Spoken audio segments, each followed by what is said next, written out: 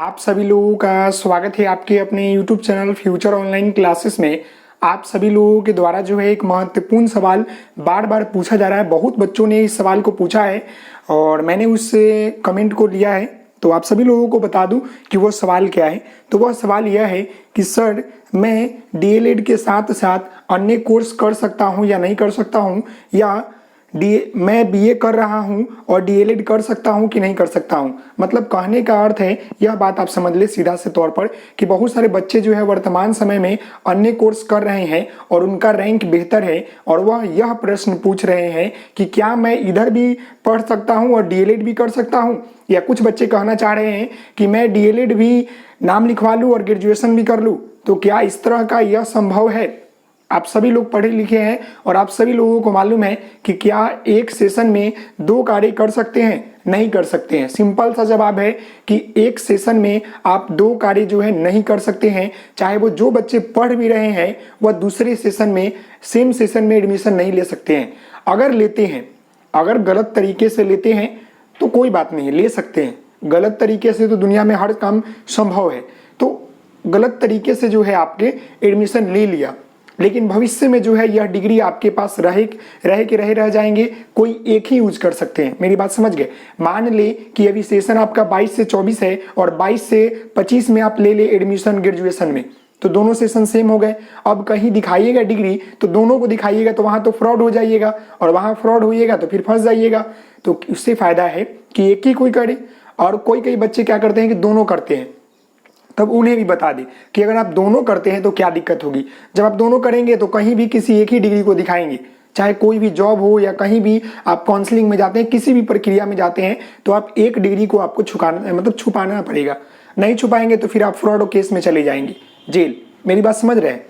तो जो भी बच्चों का ये सवाल है कि मैं दूसरे कोर्स कर रहा हूं और डीएलएड कर सकता हूं कि नहीं कर सकता हूं, तो मेरा जवाब यह है सीधा सा साफ तौर पर कि नहीं कर सकते हैं। गलत तरीके से कर सकते हैं लेकिन सही तरीके से नहीं कर सकते हैं। अगर गलत तरीके से करते भी हैं तो फिर फ्यूचर में इसका कोई फायदा नहीं आपको मिलेगा, पहली बात। और दूसरी बात कर ले कि जो बच्चे एडमिशन लेना चाह रहे हैं और वो चाह रहे हैं कि फिर मैं अन्य कोर्स में एडमिशन ले लूंगा, तो वो भी गलत है, और वो भी जो है आने वाले समय में उनका कोई मतलब यूज नहीं होगा।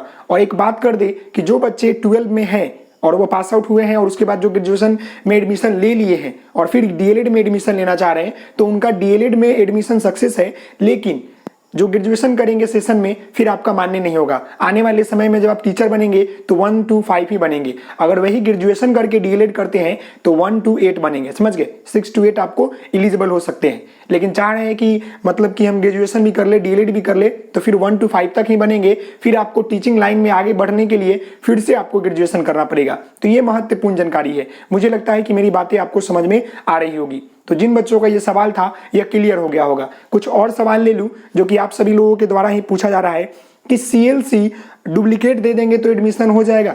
ये सवाल आप सभी लोगों को मालूम है कि सीएलसी आपका ओरिजिनल लगता है, डुप्लीकेट देंगे आपको हटा देंगे वहीं से।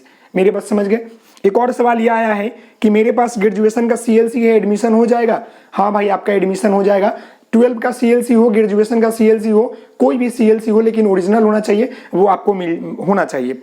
फिर एक बच्चे ने पूछा है कि मैं डिस्टेंस मोड से कर सकता हूं कि नहीं कर सकता हूं। तो ये बात सत्य है कि आप जो है डीएलएड के साथ साथ डिस्टेंस मोड से जो है आप कर सकते हैं ग्रेजुएशन। बहुत बच्चे ऐसे करते हैं, वो डीएलएड रेगुलर सेशन से करते हैं और डिस्टेंस मोड से जो है आप ग्रेजुएशन कर सकते हैं, लेकिन फिर वही सेशन टकराएगा तो फिर वो मान्य जो होगा आपके लिए नहीं होगा। ये बात समझ लीजिएगा टीचिंग लाइन में, क्योंकि आपको टीचर बनना है तो 1 to 5 एलिजिबल है 12 से लेकर डीएलएड कर रहे हैं तो, लेकिन अगर ग्रेजुएशन के बाद डीएलएड कर रहे हैं तो आप 6 to 8 तक एलिजिबल है टीचर बनने के लिए। मेरी बात समझिएगा। अगर आपको हायर स्कूल का टीचर बनना है तो फिर आपको डीएलएड करने के बाद जो है आपको ग्रेजुएशन करना पड़ेगा, जो बच्चे 12 के बाद डीएलएड कर रहे हैं। और जो बच्चे ग्रेजुएशन के बाद कर रहे हैं उनके लिए कोई दिक्कत नहीं है, वो 6 to 8 के लिए एलिजिबल है, वो दोनों पेपर सीटेट का दे सकते हैं। लेकिन जो 12 के बाद कर रहे हैं वो केवल एक ही पेपर को दे सकते हैं सीटेट के लिए। हम बात कर रहे हैं बीएड वाले हायर एजुकेशन में चले जाते हैं। और मैं कुछ सवाल ले लूं कि मैं डिस्टेंस मोड में पढ़ रहा हूं। कुछ बच्चों का सवाल है कि मैं डिस्टेंस मोड में पढ़ रहा था, लेकिन वहां से मैंने टीसी निकाल, मतलब वहां से सीएलसी निकालने गया तो डीसीएल दे दिया है, मतलब डीसीएल। मतलब कि डिस्टेंस कॉलेज लिविंग सर्टिफिकेट दे दिया है, तो क्या उससे एडमिशन होगा कि नहीं होगा? उससे भी आपका एडमिशन हो जाएगा, टेंशन नहीं लेना है। तो मुझे लगता है कि मेरी बातें आपको समझ में आ गई होगी। साफ तौर पर है कि अगर आप डीएलएड करना चाह रहे हैं तो ठीक है, अच्छी बात है, लेकिन एक सेशन में 2 कार्य करेंगे तो आप किसी एक ही चीज का यूज कर पाएंगे। अगर आप फ्रॉड में जाते हैं तो फिर आपको आगे बहुत दिक्कत होगी। तो जो बच्चे भी मेरी बात समझ गए वो बेहतर है, नहीं समझ रहे हैं तो वो आपके ऊपर है, वो आप जो भी आपको करना है वो कर सकते हैं। लेकिन मेरा यही